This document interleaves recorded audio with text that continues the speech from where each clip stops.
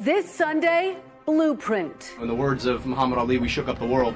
What Michigan's primary reveals about the Democratic Party's direction and the path to winning in November. The power of our many is greater than the power of their money. Can a progressive win in a battleground state? I'll talk to Abdul Al-Sayed, the winner of the Democratic Senate primary in Michigan. Plus, depleted?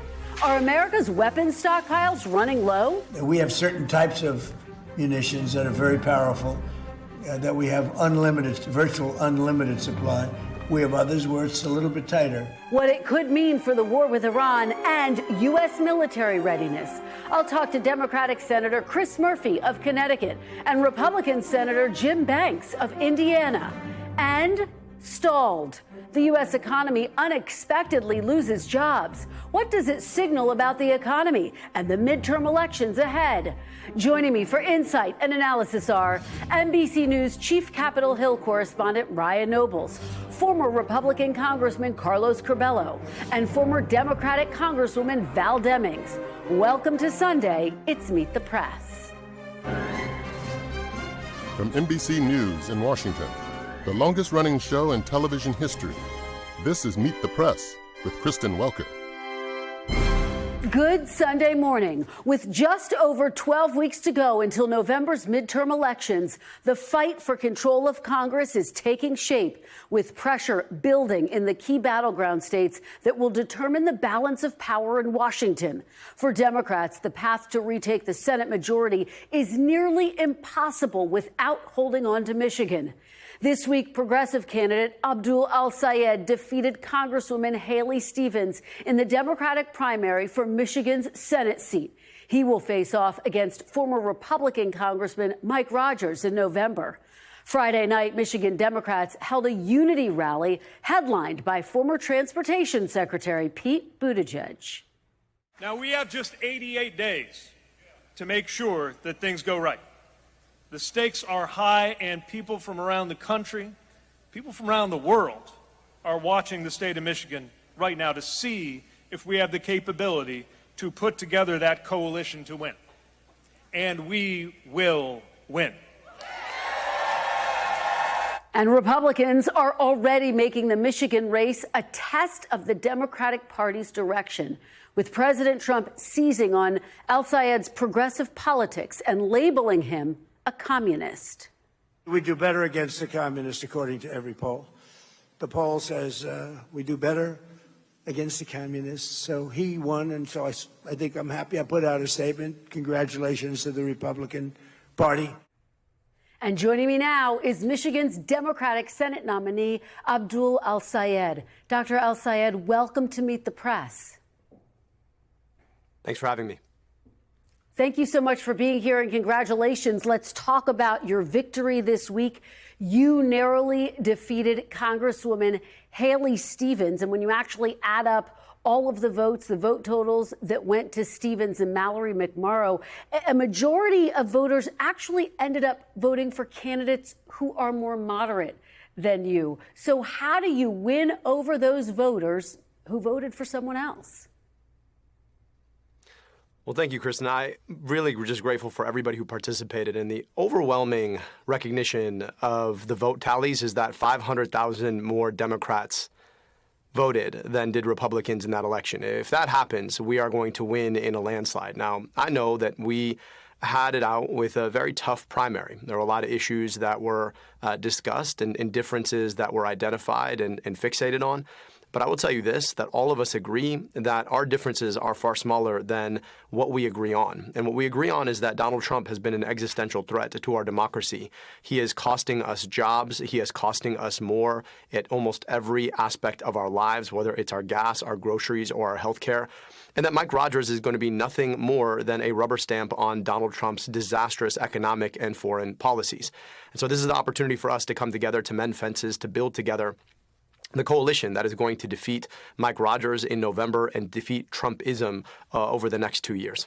Well, let me ask you about some news that we are learning this morning. Local outlets reporting that you spoke to former President Barack Obama on the phone. I know you're not going to give me every detail of the call, But what was the crux of his message to you, Dr. El-Sayed? Well, Kristen, you're right. I like to keep private conversations private, but it was a really warm and inspiring conversation. I got to be honest with you, I never saw myself ever able to run for public office. I literally told former President Bill Clinton that at my college graduation, in which I was the senior speaker and he was the main speaker. And I then watched the next year Barack Hussein Obama run for and win the presidency. I watched him serve with a level of class, a level of elegance that we could only pine for now. So I really enjoyed the conversation. I was grateful for his advice. It was very warm, very inviting. And I know that he knows the critical role that Michigan is going to play in holding Trump accountable, in winning back the Senate, and in building forward the future that we need. Is he going to campaign with you, Dr. El-Sayed? Look, I really hope so. And it was a really good conversation about what we need to do to be able to win. And obviously, this is somebody who knows a lot about winning Michigan. And just to be clear, do you anticipate he'll show up on the campaign trail with you? Is that one of the broad topics you all discussed? Look, we talked a lot about what it'll take to win. Obviously, his presence here in Michigan would mean so much to the coalition that helped elect him. So I hope that we get to campaign together. One of the big issues you ran on, of course, was Medicare for All. So let's talk about that. You served as a public health official in Michigan. You even co-authored a book making the case for Medicare for All. Senator Bernie Sanders also campaigned on it as a presidential candidate back in 2016. 10 years later, this idea still does not have a majority support in Congress. If you were to win in November, Dr. El-Sayed, how do you make Medicare for All a reality when so far it has not had enough support? Well, Kristen, I've been up and down my state, and everywhere I go, people say the same things. It just shouldn't be this hard. And one of the big things that they bring up is the fact that they're worried about having to see a doctor if they get sick and what that'll mean for them. The median deductible, meaning the money that you pay to get the health care you already thought you paid for every single month, is about $4,500 for a family of four. That, considering the fact that the median income is about $80,000, means that you're going to lose more than a whole paycheck just to actually pay for the health care you thought you already paid for. Our system has only gotten less and less effective, less efficient over time as we've watched health insurance corporations collude with big hospitals and the pharmaceutical industry to figure out how to pick more and more of our dollars out of our pocket to put into theirs. We don't have to live like this. We have an opportunity to guarantee cradle-to-grave health care from the moment that somebody is born to the moment that they expire, God willing, at 120 years of life after a long, healthy life in their sleep peacefully. And it would guarantee them the health care that they need independent of the circumstances, wherever they needed to go. That is the kind of security we've never had in this country, and it's the kind of security that the healthcare corporations have denied us. So we're watching more people support Medicare for All every day. We're watching more elected officials support Medicare for All every day. And in a lot of ways, this campaign was a referendum on whether or not we want health care here or bomb somewhere else. And I think the Michigan voter chose health care here. Well, you know, some Americans worry, though, you can only make Medicare free and universal if you increase taxes. So if you are elected and make this push, would you need to increase taxes? As I've said across this campaign, I am for taxing billionaires their wealth. What about people who make less than $1 billion and less than $1 million, though, Dr. El-Sayed? What about people making less than $1 million? So for the average person, and you look at your W-2, if you're an employee who gets paid every 2 weeks or 4 weeks, after you pay your taxes, the next biggest check that comes off the top of your pay stub is to your health insurance company. So imagine instead of paying that to your health insurance company, whose CEO makes $20 million a year, instead you paid a little bit more in taxes for health care that you wouldn't lose if you lost your job or turned 26 or got married or got divorced.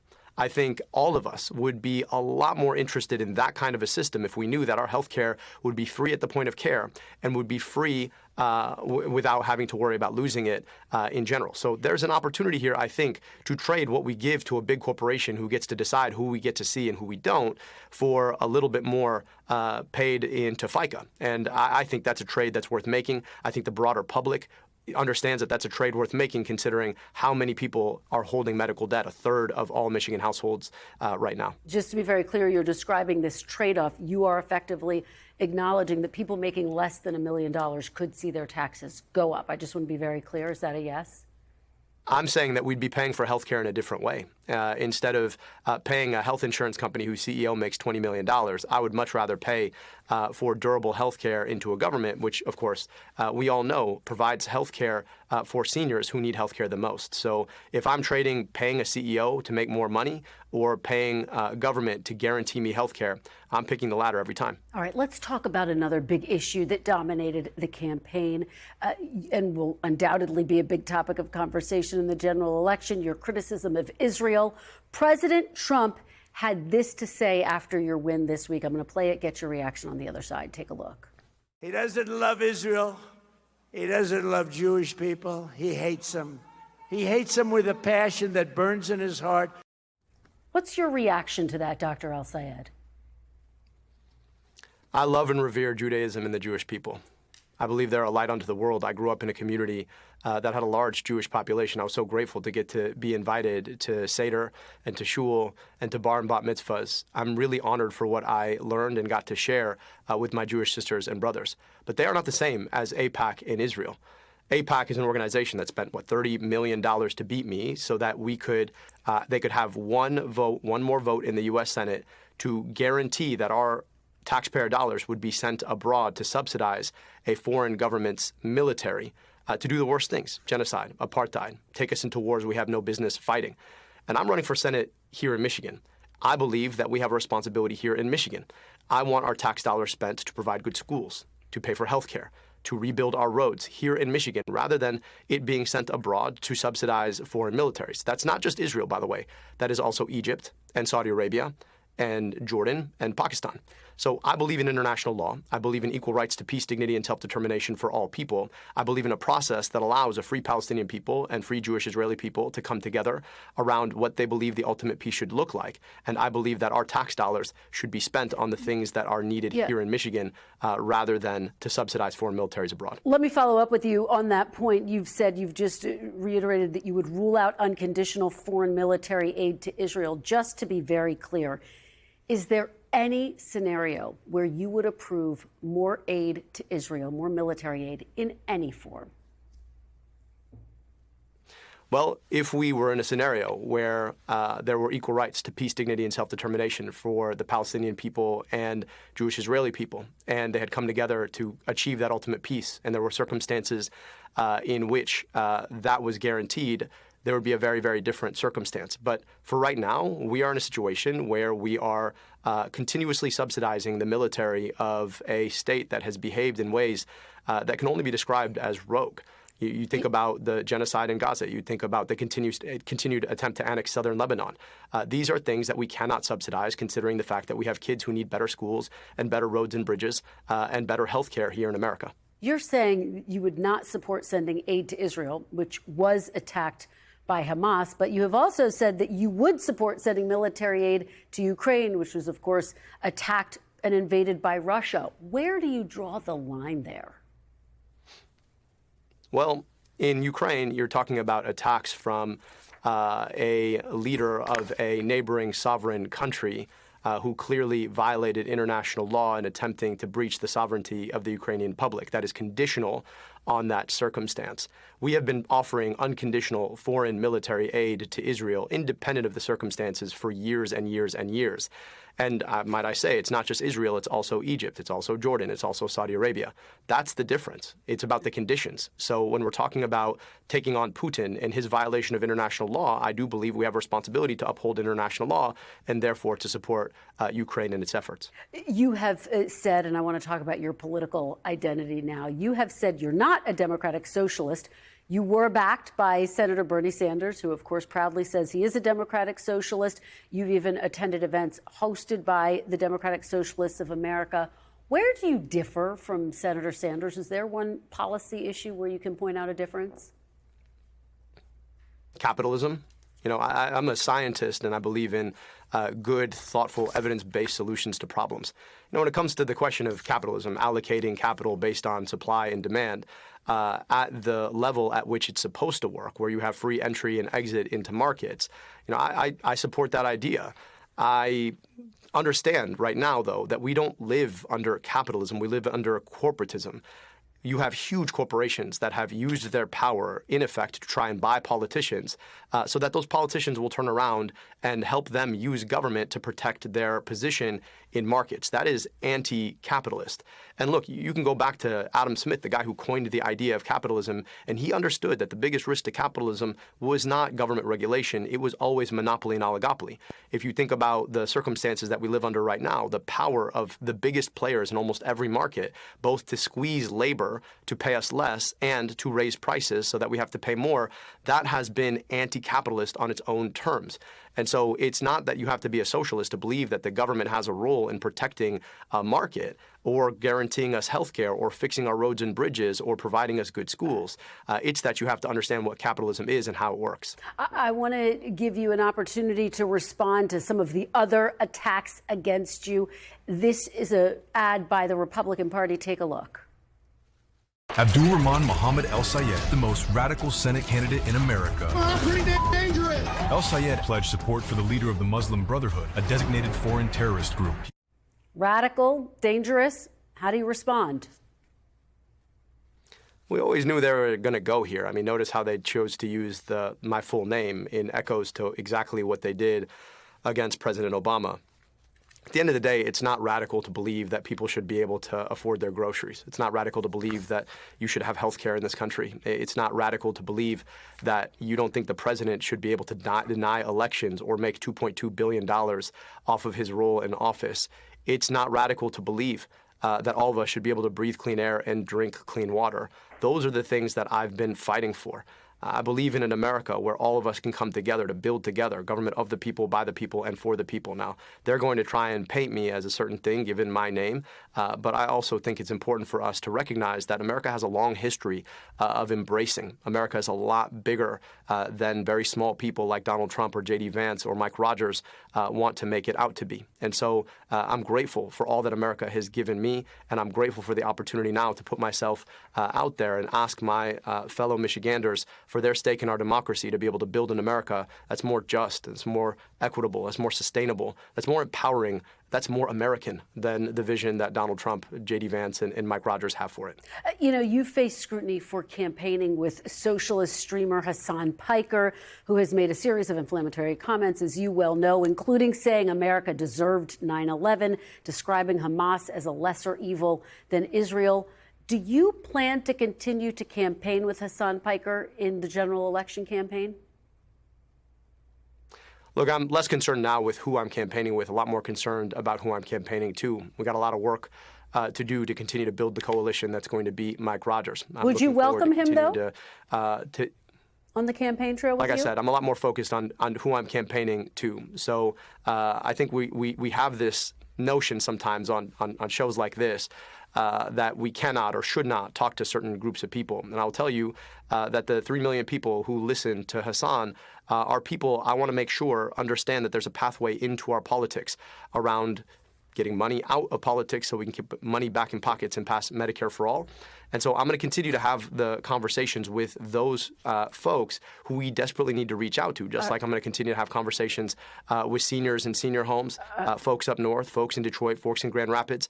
So again, I'm a lot more focused on who I'm campaigning to rather than who I might campaign with. When asked about Hassan Piker's comments on 9/11, Senator Bernie Sanders called it a dumb statement. Do you agree? Do you disavow those comments that America deserved 9/11?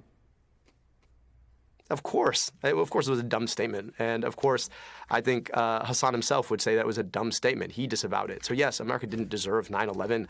But, to sit here and play gotcha politics with a dumb thing somebody said out of context that they disavowed themselves to say, oh, well, what does that mean about what you think? I want to be held accountable for what I say and what I do, rather than this idea that we're so stuck in cancel culture that all of us agreed was a bad idea back in 2020, but we seem to want to bring back. We are out of time, but I have to ask you before I let you go, if you win, you will be the very first Muslim to serve in the Senate. What would that mean to you, Dr. El-Sayed? Honestly, I haven't really thought that much about it, but it's more about what it means to America. This is a place that some people want to define as a lot smaller than it is. I've been Abdul in Michigan my whole life, and I know that people are big-hearted and open-minded. That's the America I've always seen. And once again, Michiganders get to prove just how big-hearted and open-minded we really are against the small vision that people like Donald Trump want to perpetrate on us. So it really is about proving out the America that America has always been, this place that embraces people beyond differences in faith or ethnicity to come together around the ideals that bind us here.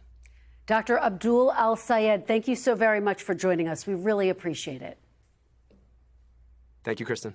When we come back, Republican Senator Jim Banks of Indiana joins me next.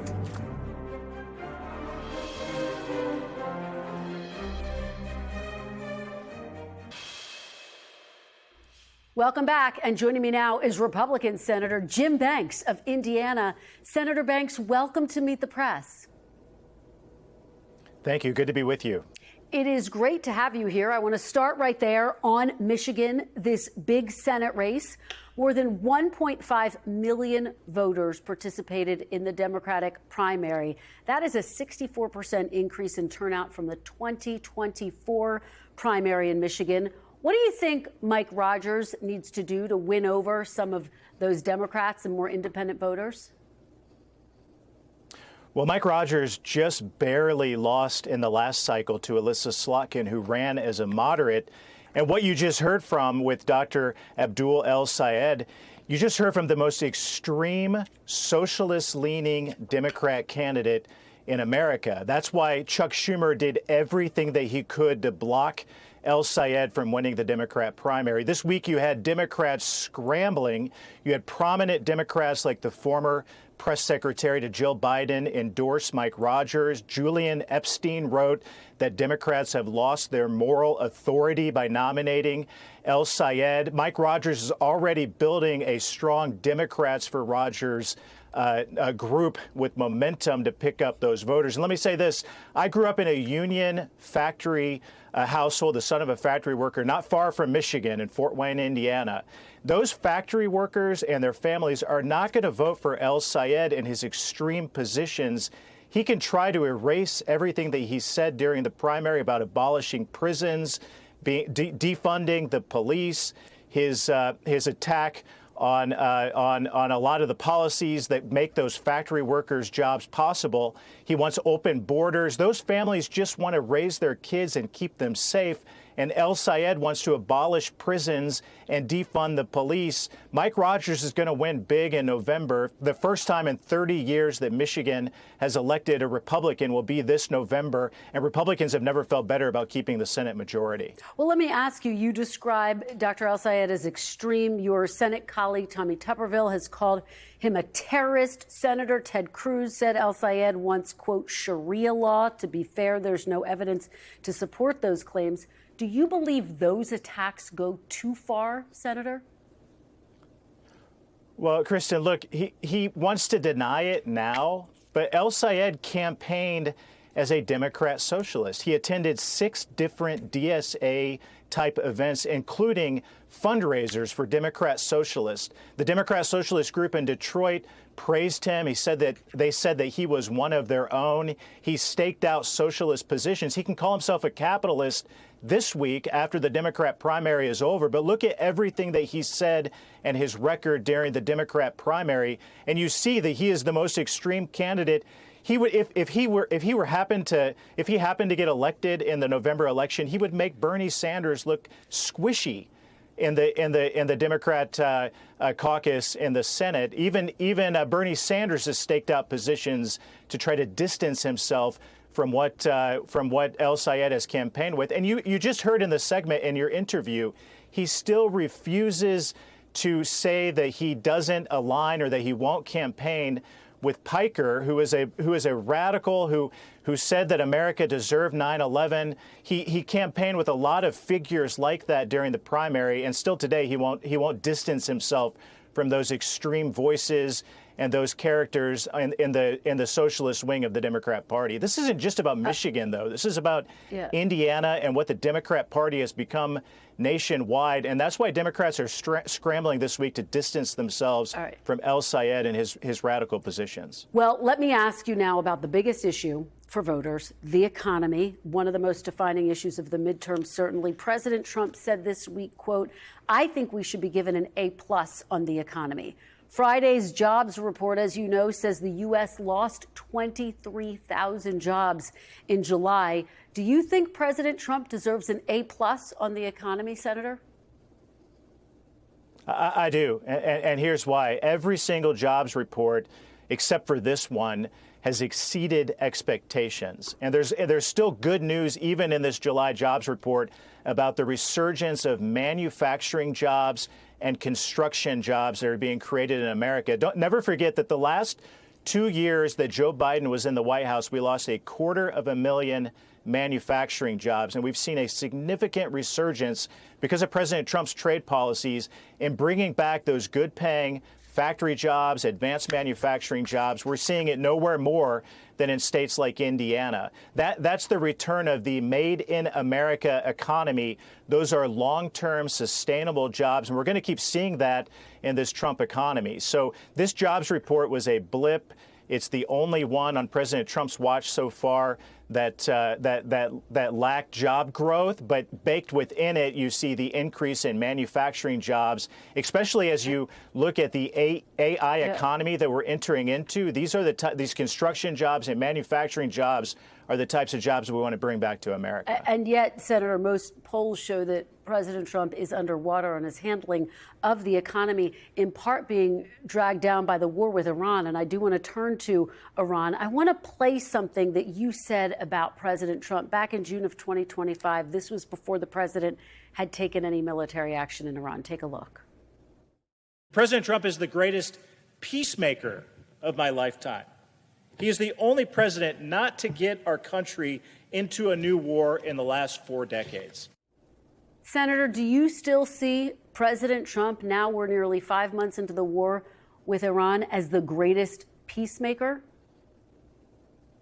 I do. His legacy is going to be largely wrapped up in ensuring that Iran never has a nuclear weapon. I do not want my kids to grow up in a world where Iran has a nuclear weapon that will be pointed directly at the United States of America, at our troops abroad, at our allies.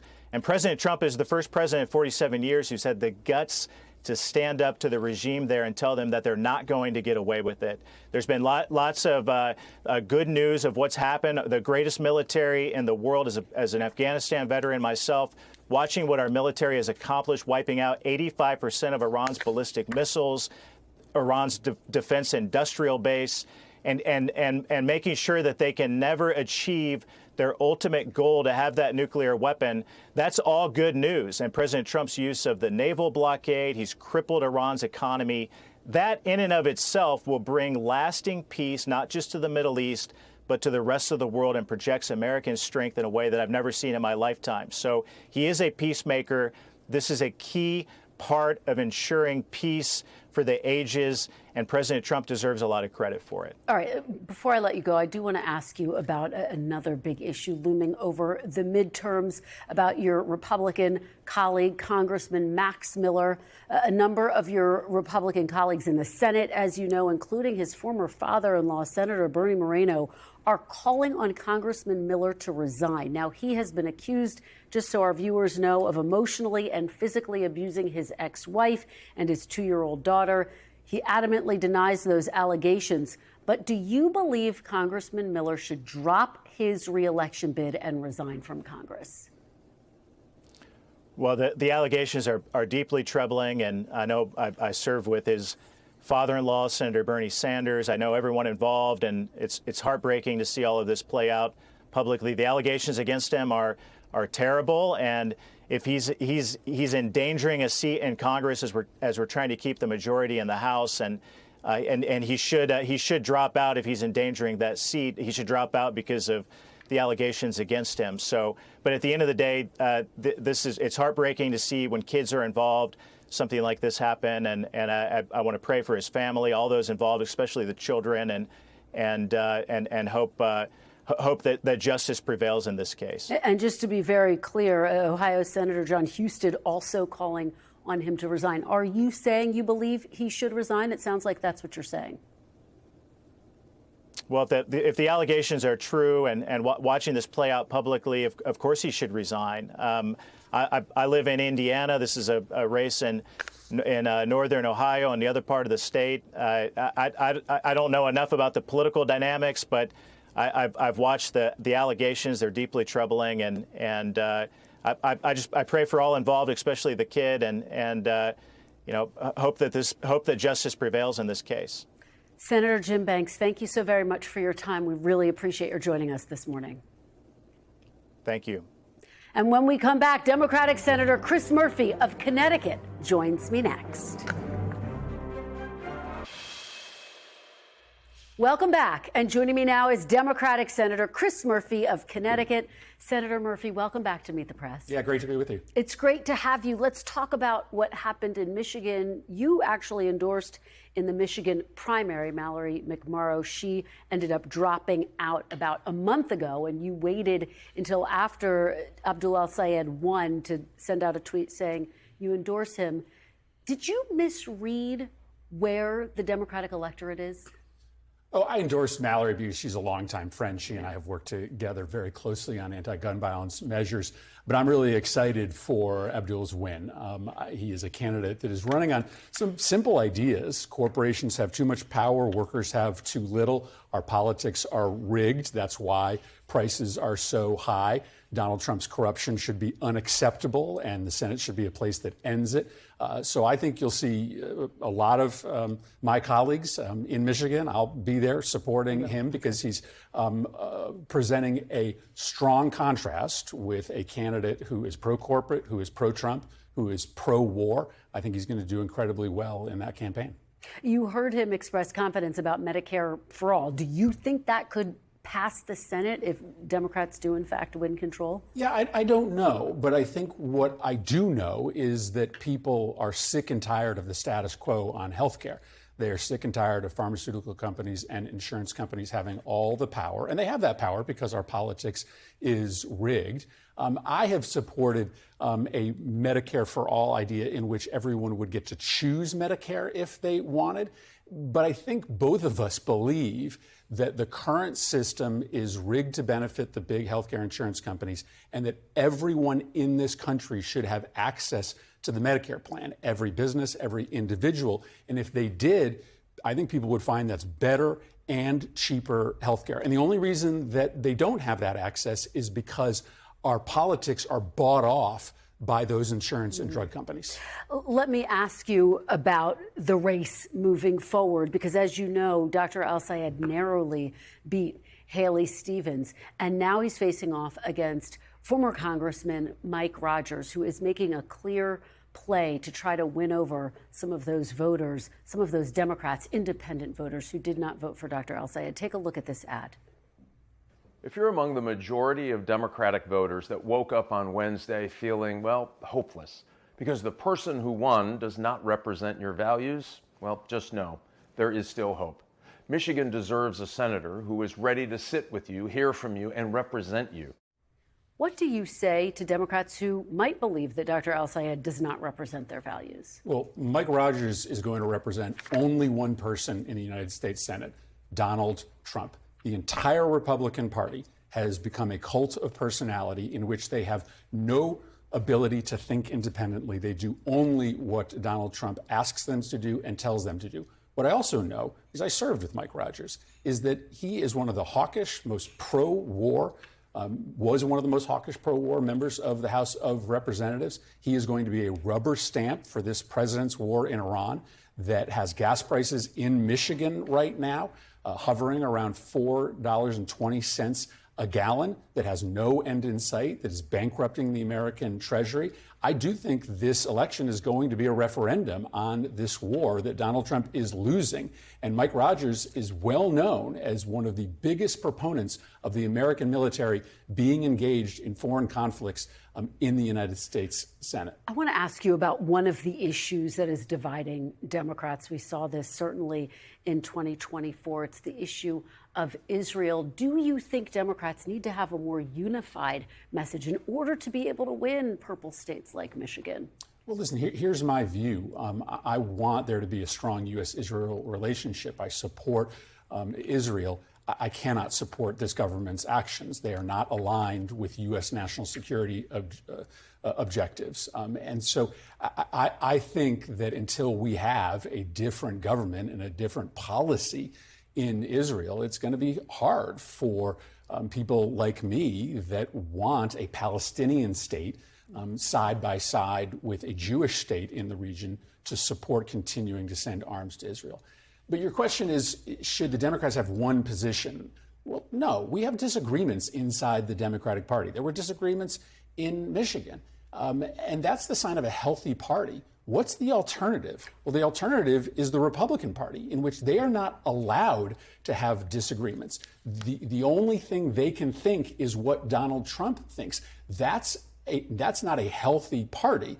I want to be a part of a party that occasionally actually has disagreements inside it. But does it concern you that Dr. al-Sayed, for example, describes Israel as committing a genocide and apartheid?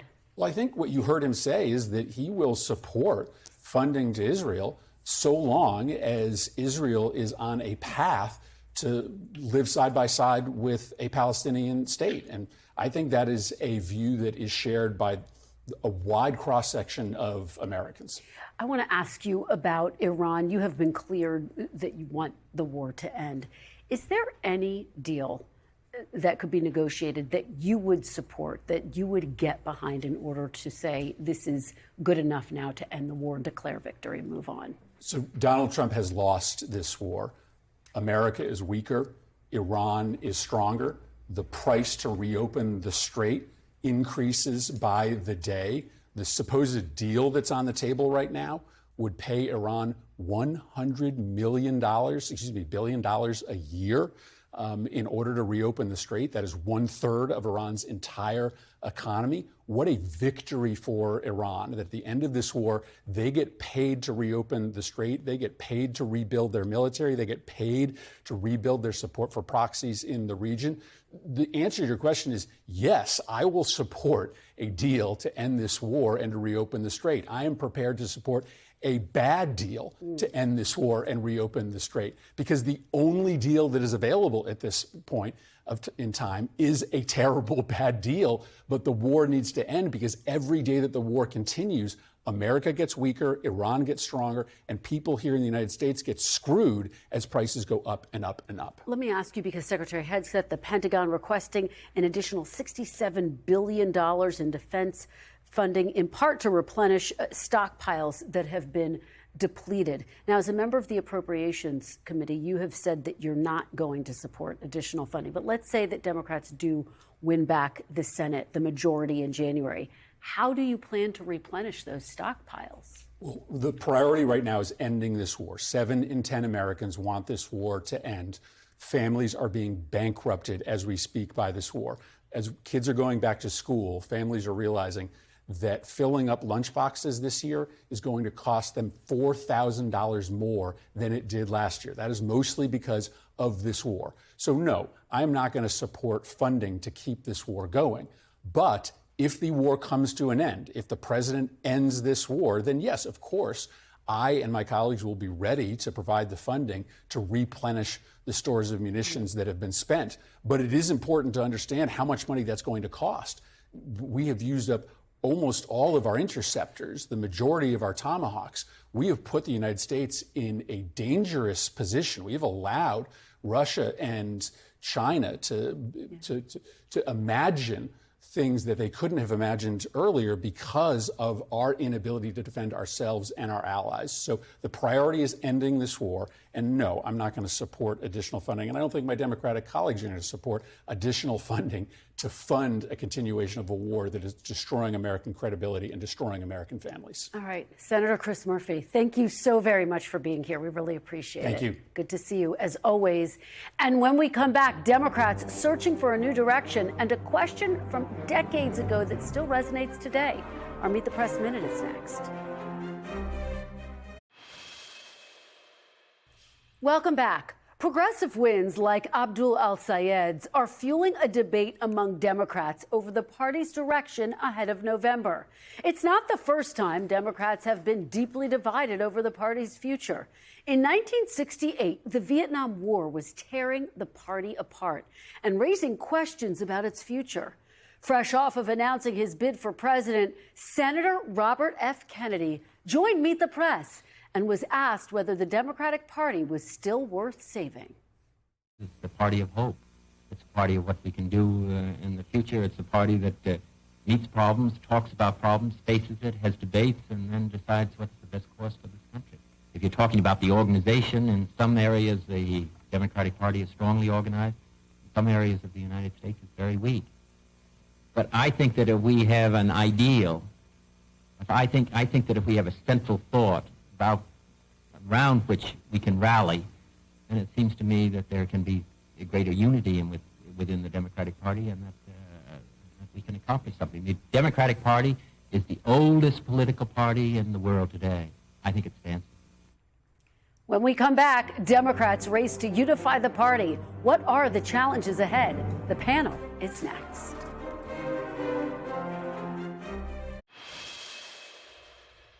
Welcome back. The panel is here. NBC News Chief Capitol Hill correspondent Ryan Nobles, former Democratic Congresswoman Val Demings, and former Republican Congressman Carlos Curbelo. Thank you all for being here after the big primary races this week. Ryan, we cannot overstate the significance of Michigan. Nearly impossible for Democrats to win the Senate if they don't hold on to Michigan. How do you see the race playing out, particularly given everything that we heard this morning? I think it's pretty simple, Kristen. Michigan is now the most important state on the map and the most competitive state on the map, I think both for Republicans and Democrats, with Maine being a close second. And this is going to be a test for Democrats. Are they able to tap in to the energy and the enthusiasm of the progressive left of their party, which are clearly are willing to come out and vote and participate in this election without at the same time alienating those moderate, independent, and maybe even disaffected Republicans that it will require to win in a place like Michigan?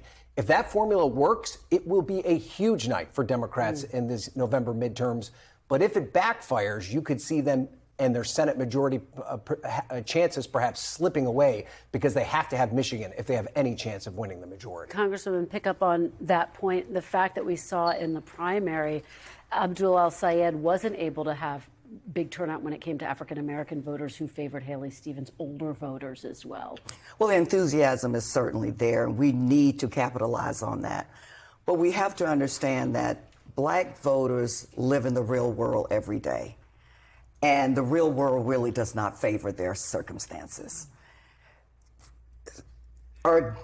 Abdul really needs to spend time showing up, making contacts, building relationships, building trust. You cannot alienate those establishment members that the black community trusts and believe in. Like Obama? Could like he make Obama, a difference like on the Jim campaign Clyburn, trail? like others. They knew Haley Stevens. They do not know him. But all he needs to do is show up, meet, ask tough questions, allow them to ask tough questions, build relationships, because what the black community understands is that they want a person that has an agenda that favors them. That is not Mike Rogers. Congressman, how do you see it, and how do you see the strategy of trying to paint him as extreme? Kristen, I think that the hopes that Democrats had of winning the Senate majority have dimmed significantly after this primary result. Worst case scenario, they're going to have to spend a lot of resources in Michigan. Those resources could have been spent on offense in other states like Texas, for example, or Kansas. We know Senator Schumer's talking about Kansas now. Who knows, right? But when you look at the two candidates in Michigan now, in Mike Rogers, you have someone who's far closer to the political center of the state than Abdul al-Sayed. Mike Rogers, sure, he's got the Trump endorsement, but he's got deep roots in the Reagan-Bush Republican Party, too. He was elected to Congress in 2000. He's a national security Republican, not really someone that you could call offensive or scary to any kind of voter in Michigan. So I do think that Mike Rogers now, incredibly, is the slight favorite in Michigan. Well, pick up on that point that the congressman makes, Ryan, because you do have Chuck Schumer publicly saying he feels maybe Kansas is in play, maybe Mississippi. Really? Is that possible? I mean, I do think Democrats are very encouraged by the candidate that won the primary there, and that they think that they will at least have a fighter's chance there. But I think what Chuck Schumer's trying to do is build enthusiasm all across the country. I think if you're a Democratic voter in a place like Michigan and you see that the Senate majority could be at stake, and maybe you're not that excited about Abdul El-Sayed, but you hear Schumer talking about winning back the majority, then maybe you're more encouraged to go out to the polls. What Chuck Schumer is painting here is a realistic opportunity for them to win a majority in a year where, even though the president's approval rating is very low, the map does not favor Democrats. He needs Democrats to believe they can win the majority, and that's why he's talking about places like Kansas, Mississippi, Iowa, and others. Is that how you see it? Leader Schumer said this, and I believe it. You expand or get close, or take the majority by expanding the map. Candidate quality matters. And when we look at Kansas, even the Cook Political Report has moved the ball a little bit there in favor of Democrats. But candidate quality matters. And Pastor Hamilton is a different kind of candidate with a message that he has been spreading in Kansas for decades. He has over 40 churches, 100,000 people listen to him every Sunday. He's trustworthy, and he's a fifth generation. He's the candidate we need. We do go back to this idea over and over again that candidate quality does make a difference, and sometimes it determines how the race That's right, Kristen. And what Democrats are going through now is what Mitch McConnell went through for many years enduring the Tea Party wave and all of the radicalization on the right, where he got candidates that couldn't win easy races. Do you see this as a Tea Party moment? Is this Democrats' Tea Party moment? I think it is very similar. When you look at 2010 and a lot of the seats that Republicans left on the table because they had candidates that were too far to the right. Look at 2022. Republicans had the wind at their backs. They couldn't close the deal in Arizona, in Nevada, in Pennsylvania. Why? Because their candidates just didn't appeal to enough voters and scared a lot of voters. I think that's the problem that Democrats are going to face in Michigan. Look at what we're talking about. We're talking about whether or not El-Sayed's a capitalist, right? He said he's a capitalist on the show this morning. I thought that was a huge statement. A lot of the people who voted for him are not capitalists. Bernie Sanders, his most prominent supporter, is an anti-capitalist. So these candidates that draw a lot of attention to themselves end up costing their party seats. Kristen, I do think the White House risks alienating moderate voters if they go too far with this idea of a red scare, of communism, when a lot of what these progressive candidates are talking about are basic kitchen table issues. And that's where the White House is going to have to find a way to thread that needle. All right. Fantastic conversation. We will watch it closely. Thank you all so much for a great panel discussion. That is all for today. Thank you for watching. We'll be back next week because if it's Sunday, it's Meet the Press.